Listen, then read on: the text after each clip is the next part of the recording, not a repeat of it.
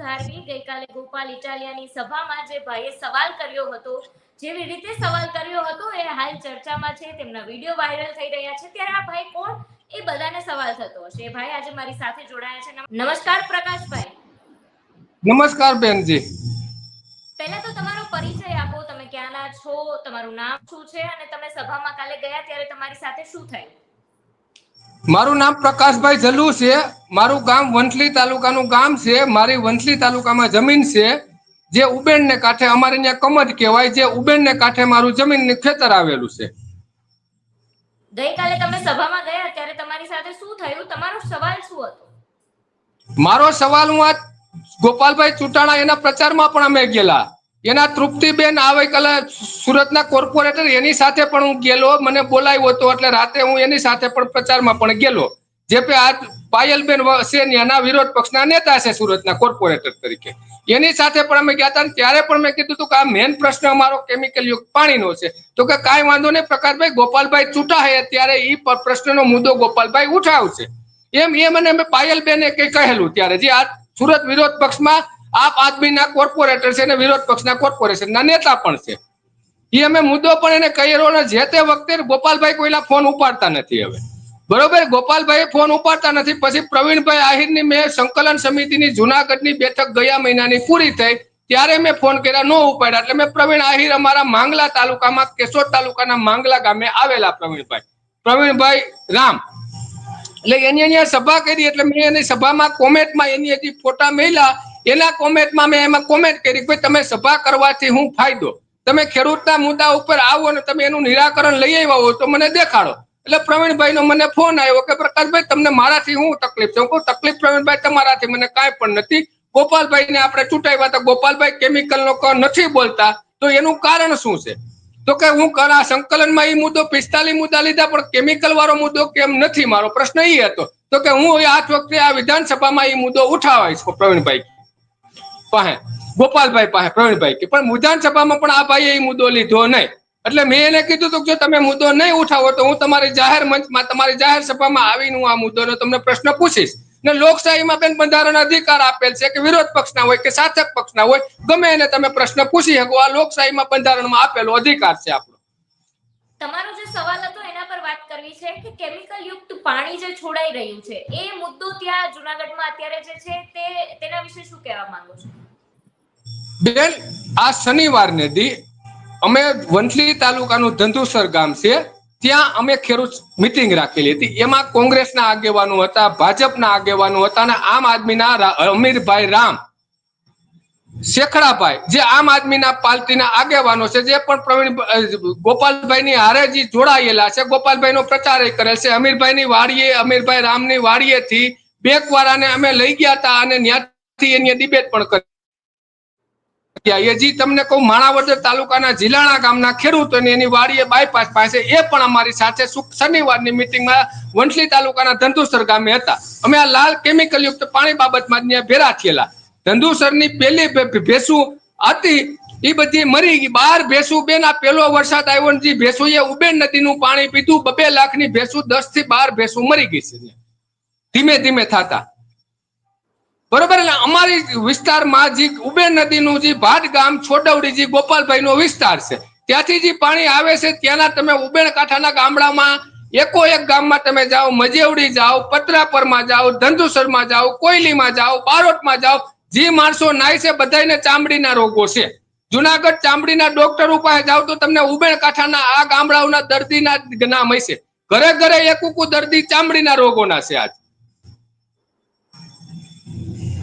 પ્રકાશભાઈ, પછી ભાવેશભાઈ ધામેલિયા કરીને આમ આદમી પાર્ટીના કાર્યકર્તા છે, એમને ફેસબુક પર પોસ્ટ કરી તમારા ફોટા લાલજીભાઈ દેસાઈ અને પાલ આંબલિયા સાથે પણ છે, જિગ્નેશ મેવાણી પણ તેમાં દેખાય છે। ત્યારે તમે એવું કઈ કહ્યું હતું તમારા નિવેદનમાં કે હું ભાજપ કે કોંગ્રેસમાંથી નથી આવ્યો, મને એ લોકોએ નથી મોકલ્યો, તમને સવાલ કરું છું, મને કોઈ પૈસા નથી આપ્યા, આ તમારું નિવેદન હતું। અને પછી એ ફોટા જ્યારે પાલ આંબલિયા સાથેના તમારા વાયરલ થાય છે, એના પર તમારું શું કહેવું છે?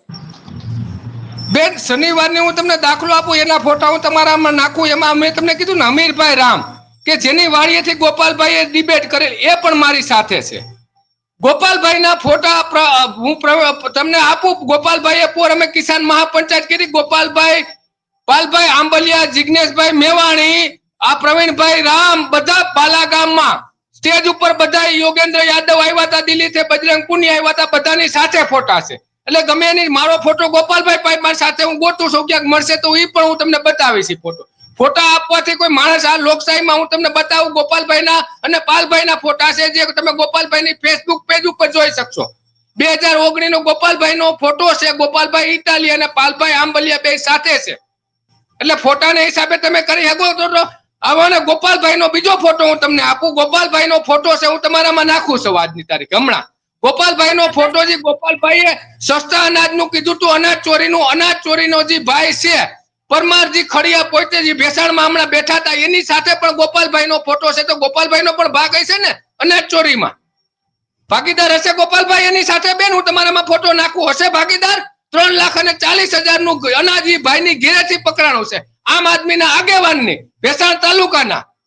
હું તમારામાં ફોટો નાખું. ગોપાલભાઈની ભાઈ બે ભેરા છે, ચૂંટણી સભામાં બે ભેરા છે, આમ આદમીનો હોદ્દેદાર પણ છે. એ તો એના કાર્ડ પણ છે એનું. પ્રકાશભાઈ, તમે ફોટા અમને ચોક્કસથી મોકલજો, પણ જ્યારે અમે તમારું ફેસબુક અકાઉન્ટ જોયું, એમાં તમારી પોસ્ટ હતી, એમાં અમે જો નીચે જાય છે તો તમે ઘણા બધા એવી પોસ્ટ આમ આદમી પાર્ટીને વિરોધ કરેલી છે, આમ આદમી પાર્ટી ફ્રોડ છે, એવા પોસ્ટ પણ તમારી ફેસબુક અકાઉન્ટમાં અમને જોવા મળ્યા. ત્યારે હવે આમ આદમી પાર્ટીના સમર્થક તમે નથી, તમારી ફેસબુક પોસ્ટ પરથી અમને જણાઈ આવ્યું. અને હવે જ્યારે આમ આદમી પાર્ટીના કાર્યકર્તાઓ તમારા પર આવા નિવેદનો કરે છે, તમારી ઉપર આક્ષેપો કરે છે, એના વિશે મારે ખાલી જાણવું છે વિગતે કે તમે કોઈ પાર્ટી સાથે સંકળાયેલા છો કે શું છો?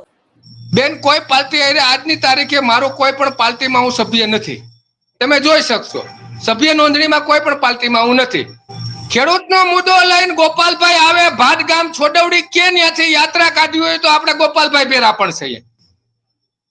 બેન, કલયુક્ત પાણીનો મુદ્દો લેવા હું આમ આદમી પાર્ટી વાળાને કહેવા માંગુ છું, એના કાર્યકરને કહેવા માંગુ છું કે આવો તમે છોટાવડીથી કે ભાટગામથી તમે કયો ત્યાંથી આપણે યાત્રા કાઢીએ. હું તમારી સાથે ખંભે ખંભો મિલાવીને આવું છું તમારી સાથે. આવો ખેડૂતના મુદ્દા ઉપર યાત્રા કાઢવા. તમે નિવેદનમાં એવું પણ કહ્યું હતું કે ધારાસભ્યને પ્રશ્ન ન પૂછવાના પૈસા મળે છે. હા બેન, આપ્યા છે. આપણે નો પૂછે એટલે તમે પ્રશ્ન કરો, નો પૂછે એટલે આમાં વિધાનસભામાં મેજ ઉપર આપણે તો વાતો સાંભળીએ છીએ. ગોપાલભાઈ જેમ કે છે 10,000 લઈને પ્રશ્ન પૂછવા આવ્યા છે, તો ધારાસભ્ય પ્રશ્ન નો પૂછે, તમે રજૂઆત કરો તો એના પણ પૈસા મળતા હશે.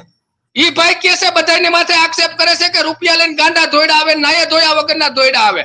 બરાબર, ઈ કરી શકે તો આ લોકશાહી દેશમાં હું પણ કહી શકું કે નવો પ્રશ્ન ન પૂછવાના પૈસા મળે ધારાસભ્યને. ધારાસભ્ય બેન પ્રશ્ન પૂછે તો એ મેજોરિટી તમને ખબર છે વિધાનસભાના મેજ ઉપર લખાય છે પ્રશ્ન. બરોબર, સરકારને પાલાંબલિયા સાથે તમારા ફેસબુક પેજમાં પણ ઘણા બધા ફોટોસ છે. પાલાંબલિયા સાથે બીજા બધા પણ ઘણા બધા તમારા ફોટોસ ને બધી વાયરલ થઈ રહ્યું છે. ત્યારે પાલાંબલિયા સાથે તમારા કેવા વ્યવહાર છે? પાલ આંબલિયા ખેડૂત આગેવાન છે. ખેડૂતના મુદ્દા લઈને આવે છે તો હું પાલ આંબલિયા સાથે સંકળાયેલ છું. પાલ આંબલિયા જ્યાં કે ત્યાં હું ખેડૂત મુદ્દે જાઉં છું. આજ સવારમાં જે.કે. પટેલનો પણ મને ફોન હતો, જે પણ ખેડૂત આગેવાન છે. રતનસિંહ ડોડિયા સાથે પણ હું જોડાયેલ છું. રતનસિંહ ડોડિયા પણ ખેડૂત આગેવાન છે. સાગરભાઈ રબારી સાથે પણ જોડાયેલ છું. સાગરભાઈ આજ વંથલી આવ્યા હતા, એની સાથે પણ વાત થઈ, જે આમ આદમીના આજ હોદ્દેદાર છે.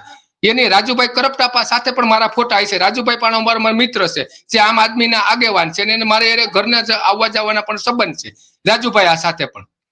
બેન, એવું કઈ ખેડૂત આંદોલનમાં ગમે ત્યારે અમે જઈએ છીએ, અને ખેડૂત આગેવાનનું ખેડૂતનું આંદોલન કરે એની સાથે હું જોડાયેલો છું. એટલે પાલભાઈ ખેડૂત આંદોલન કરે ત્યારે હું જોડાયેલો છું એની સાથે. પણ કાલે જ્યારે તમે સવાલ કર્યો અને આમ આદમી પાર્ટી તરફથી તમને કોઈ જવાબ ના દેવામાં આવ્યો, અને જ્યારે સવારે કાર્યકર્તા ફેસબુક પર પોસ્ટ કરીને કહે છે કે આ ભાઈ તો ભાજપ કે કોંગ્રેસ સાથે સંકળાયેલા છે કે કોઈ રાજકીય હેતુથી આવેલા છે, તો આ આમ આદમી પાર્ટીની આ રાજનીતિ પર તમારે શું કહેવું છે?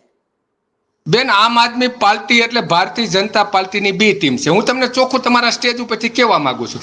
હમણાં જ ગઈ ઉપરાષ્ટ્રપતિની ચૂંટણી ગઈ, એમાં મીડિયાના મારફતથી અમને જાણવા મળ્યું છે કે એના સાંસદોએ, આમ આદમીના સાંસદોએ ઉપરાષ્ટ્રપતિની ચૂંટણીમાં ભાજપની સાથે મતદાન કરેલ છે. કૃષિ કાયદો કેન્દ્રની સરકાર લઈ આવી હતી ખેડૂતો માટે, એમાં પણ ભાજપ સમર્થનમાં આમ આદમી પાર્ટીએ મતદાન કરેલ છે. ખેડૂતોને ગેડા માર્યા પંજાબ સરકારે. ઈ આમ આદમી પાર્ટીની સરકાર છે ત્યાં, બરોબર. હું તો બી ટીમ છે, લ્યો હું પણ કહું છું. હમણાંનું તમે જોયું ને બેન મીડિયામાં, હું તમારામાં નાખું છું.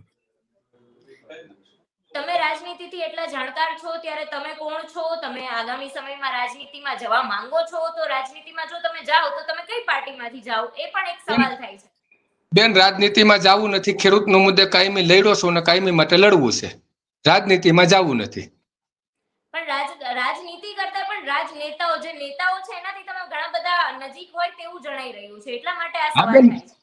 આપણે રાજનેતાઓને જ્યાં તે વખતે ખેડૂતના પ્રશ્નો પૂછવા જઈએ છીએ તો નજીક જ હોઈએ, ખેડૂતના પ્રશ્ને એને રજૂઆત કરીએ છીએ, ફોનો કરીએ છીએ. વિરોધ પક્ષને પણ જવાહરભાઈ ચાવડા, અમારે વંથલી માણાવદર વિસ્તારમાં ડાર્ક ઝોનનો પ્રશ્ન હતો. તમને પણ ખ્યાલ નહીં હોય તો કહું, જવાહરભાઈ ચાવડાએ ડાર્ક ઝોનનો મુદ્દો ઉઠાવ્યો હતો અમારે જુનાગઢ જિલ્લામાં, ગુજરાતના 57 તાલુકામાં ડાર્ક ઝોનનો પ્રશ્ન હતો. એ ડાર્ક ઝોનના પ્રશ્નમાં પણ અમે જવાહરભાઈ ચાવડાની સાથે હતા. ત્યારે પણ પત્રિકાયું વિતરણ કરવા અમે જતા હતા. અને ડાર્ક ઝોનનો પ્રશ્ન કોંગ્રેસના ધારાસભ્યએ ઉઠાવ્યો હતો અને મોદી સાહેબ ત્યારે મુખ્યમંત્રી હતા, એને મુદ્દો ઉઠાવી લીધો હતો. ડાર્ક ઝોન ગુજરાતના 57 તાલુકામાં ઉઠ્યો હતો, એમાં પણ હું લડેલો છું એની સાથે. ત્યારે પણ તમે જેવી રીતે કીધું કે ભાજપના આમ આદમી પાર્ટી તમને એક લાગે છે, તમે કોંગ્રેસ વિશે કઈ નથી બોલ્યા, ત્યારે તમે કોંગ્રેસ પર કઈ કહેવા માંગો છો? કેમ કે કોંગ્રેસ સાથેના જ તમારા ફોટો વાયરલ થઈ રહ્યા છે અને એના વિશે તમે બોલવા નથી માંગતા. બેન ફોટો વાયરલ થાય તો હું એ તમને આપું છું કે ગોપાલભાઈ અને પાલભાઈ ને સાથે ફોટા છે. ગોપાલભાઈ ને રાજુભાઈ પણ કહો છો ને કે ભાજપ ને આમ આદમી પાર્ટી એક છે, તમે કોંગ્રેસ નું કઈ નથી બોલ્યા. તમને કોંગ્રેસ સારી લાગે છે? કોંગ્રેસના સમર્થક છો? કોંગ્રેસે બેન ગુજરાતમાં જેટલા ડેમ છે જે સત્ય છે સ્વીકારવું પડે.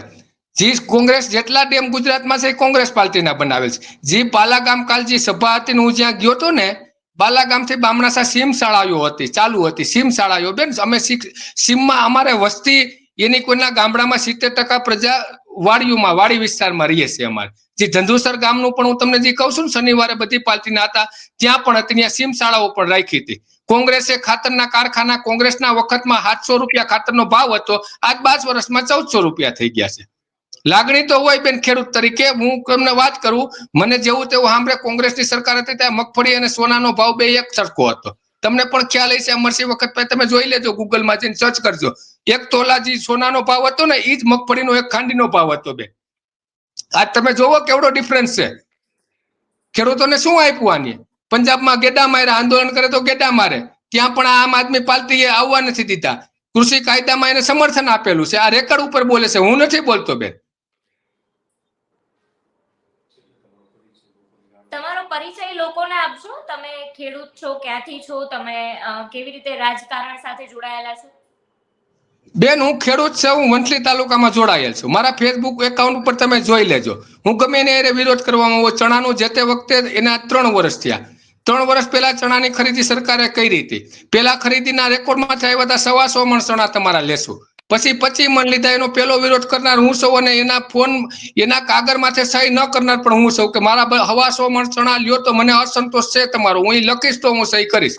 બેન ઈ મારો રેકર્ડ ઉપરનો બોલે છે. ખેડૂત મુદ્દે ઘણી ફેરી લડ્યો છું, જુનાગઢ યાર્ડમાં પણ લડ્યો છું, વંથલીમાં લડ્યો છું. ચણાની ખરીદી હોય, તુવેરની ખરીદી હોય, મગફળીની ખરીદી હોય, ગમે ત્યાં ચાલુ હોય તો અમે નો થતી હોય તો કરાવીએ, આંદોલન કરીએ છીએ. ખાતર ન મળતું હોય ત્યારે પણ હું જોડાઉં છું. પ્રવીણભાઈ આહિર સાથે ડિબેટમાં જોડાઉં છું. ખાતર ન મળતું હોય ત્યારે પણ વિરોધમાં હોઉં છું.